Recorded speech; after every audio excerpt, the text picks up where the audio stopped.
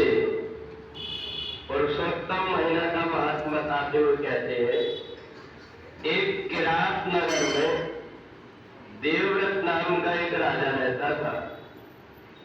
वो राजा बहुत मेहनत किया, बहुत परिश्रम किया, परंतु धीरे धीरे उसके राज्य में कई प्रकार की परेशानी आने लगी। जितने भी सैनिक थे राजा की नौकरी छोड़ छोड़ करके जाने लगे। राजा का राजकोष भी धीरे धीरे समाप्त होने लगा। राजा को बड़ी चिंता हो गई। राजा एक दिन जंगल में गए, वहां जाकर के देखा भगवान नारायण का पूजन लोमश ऋषि अपने आश्रम में कर रहे थे। राजा रुक करके वहां भगवान की पूजन देखने लगा। जब पूजन समाप्त हुआ तो राजा ने हाथ जोड़ करके लोमश ऋषि से पूछा, गुरुदेव अभी तो ये कोई प्रकार का उत्सव नहीं है, कोई तिथि नहीं है, परंतु आप आज इतने भक्तिभाव से भगवान नारायण की पूजन क्यों कर रहे हैं?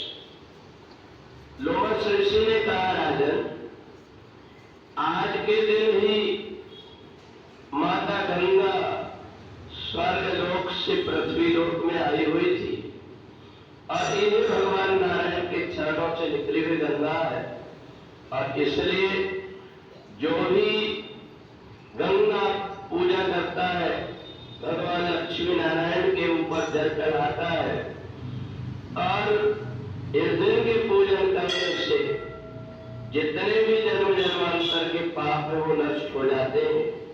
कई बार बहुत सारे ग्रह और दशाएं धीरे धीरे हमारे परिवार में विघ्न पैदा करती है, कुमति पैदा करती है, तो इसलिए गंगा दशहरा का पर्व है।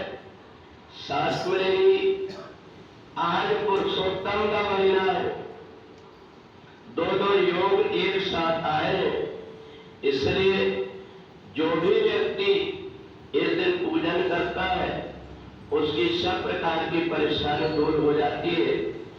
राजा ने मन में विचार किया, अब ये पुरुषोत्तम का महीना चल रहा है, आज से मैं भी भगवान लक्ष्मी नारायण का पूजन करूंगा।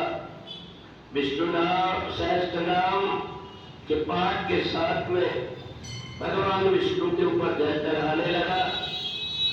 भगवान की कृपा से उसके राज्य में अपने आप ही ऐसा चमत्कार हुआ कि जितनी भी प्रजा थी उन्होंने देखा, महाराज आप संकट के समय हमारी मदद करते हैं, अब राजकोष खाली हो गया है, इसलिए हम अपनी कमाई से आपका राजकोष भर देंगे।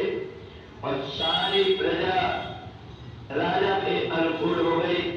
सैनिक को भी आकर के कहने लगे, महाराज पता नहीं हमारी बुद्धि कैसी हो गई थी, हम आप जैसे धर्मात्मा राजा को छोड़ करके चले गए थे। राजा ने देखा ये सब भगवान पुरुषोत्तम और गंगा जी का प्रभाव है, तो इसलिए हर पुरुषोत्तम के महीने में अपनी प्रजा के साथ में राजा भगवान लक्ष्मी नारायण का विष्णु सहस्त्र नाम से पाठ कर रहा करके और पूजन करने लगा, जिससे प्रजा भी और राजा भी दोनों संपन्न होकर के अंत में भगवत धाम को प्राप्त हुए।